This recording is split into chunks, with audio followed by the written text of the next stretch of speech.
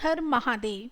शिव की बनी रहे आप पर छाया, पलट दे जो आपकी किस्मत की काया। मिले आपको वो सब जिंदगी में जो कभी किसी ने भी ना पाया। ओम नमः शिवाय।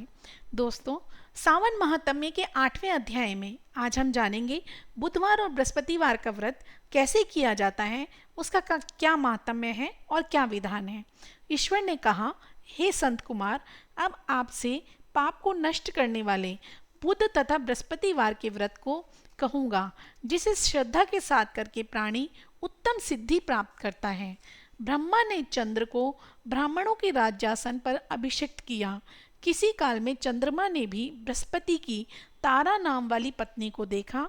वह रूप यौवन संपन्न लावण्य मद गर्भित देख उसके रूप पर मोहित हो गए, काम बाण के वश में हो गए। अपने घर में रख चंद्रमा ने गुरु पत्नी को बल से उपयोग किया। इस प्रकार बहुत काल बीत जाने पर उसे एक पुत्र हुआ। वह विद्वान, रूपशाली, सर्व लक्षणों से युक्त बुद्ध नाम से प्रसिद्ध हुआ। बृहस्पति अपनी स्त्री को खोजते हुए चंद्रमा के घर में गए। चंद्रमा से कहा, मेरी पत्नी को दे दो। गुरु की स्त्री के साथ कैसे तुमने गमन किया?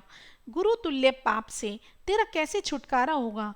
इस बड़े पाप के संयोग से तुम्हारी कैसे बुद्धि हुई?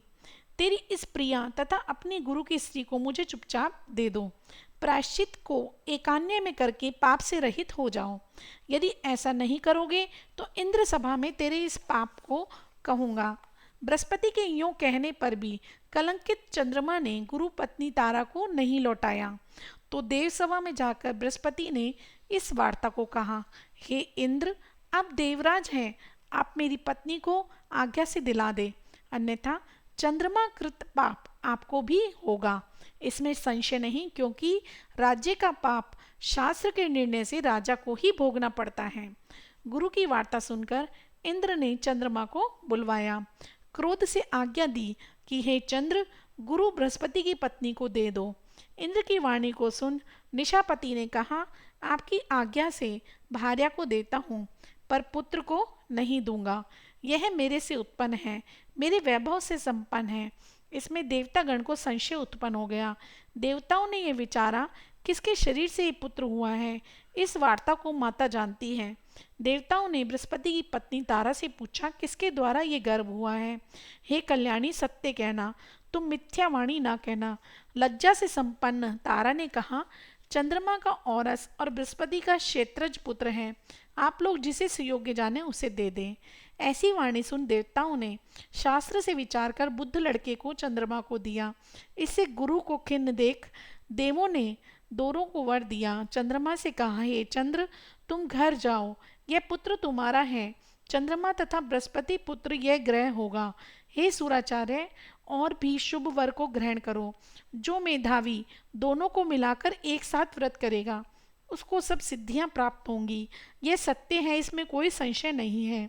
शंकर के प्रिय सावन महीने के प्राप्त होने पर बुधवार और गुरुवार के दिन जो अर्चन करेंगे, नैवेद्य दही भात से दोनों मूर्ति लिखेंगे। स्थान भेद से फल भेद होता है।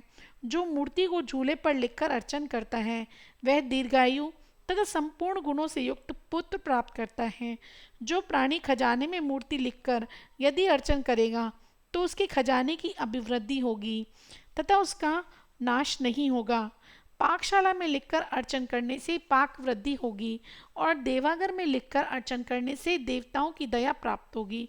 शयन गृह में लिखकर अर्चन करने से स्त्री का वियोग कभी नहीं होता है। इस तरह तत् स्थान में उसका फल होता है। 7 साल व्रत करके उद्यापन करें। पहले रात अधिवासन कर रात में जागरण करें। सोने की प्रतिमा का निर्माण विधि द्वारा अर्चन करें। षोडश उपचार द्वारा अर्चन कर होम करें। तिल, घी तथा खीर प्रज्वलित अग्नि में दें।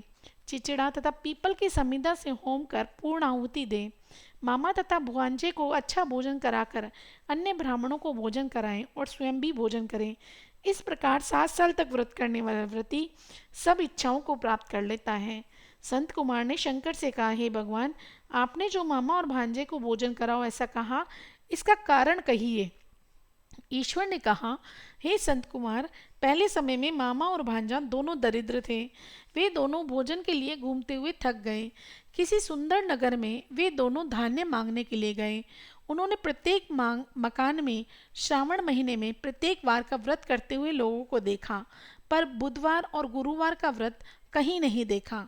उस समय उन लोगों ने बहुत काल तक आपस में विचार किया कि सब जग में सूर्य और अन्य वारों का व्रत किया जाता है, पर बुधवार और गुरुवार का व्रत कहीं देखने को नहीं मिला। अतः हम दोनों बुध तथा गुरु का व्रत करेंगे, क्योंकि किसी ने इस व्रत को नहीं किया। अतः यह अनुशिष्ट व्रत है, इसे सादर करें। परंतु व्रत विधान जानने से फिर दोनों संशयपन हो गए। तब उसी रात में उन दोनों को स्वप्न में विधि ज्ञात हुई। स्वप्न से ज्ञात विधि द्वारा व्रत को दोनों ने किया तथा बड़ी संपत्ति प्राप्त की। इस प्रकार 7 साल तक व्रत कर वे पुत्र पौत्र धन संपदा आदि से संपन्न हो गए। प्रत्यक्ष होकर बुद्ध तथा गुरुवार ने इन दोनों को वरदान दिया कि आप लोगों ने हमारे व्रत का सुविचार किया, अतः आज से इस शुभ व्रत को जो भी करेगा वह निश्चय मामा तथा भांजे को भोजन कराएगा, तभी उसे इस व्रत का संपूर्ण फल प्राप्त होगा। हर हर महादेव, हर हर महादेव।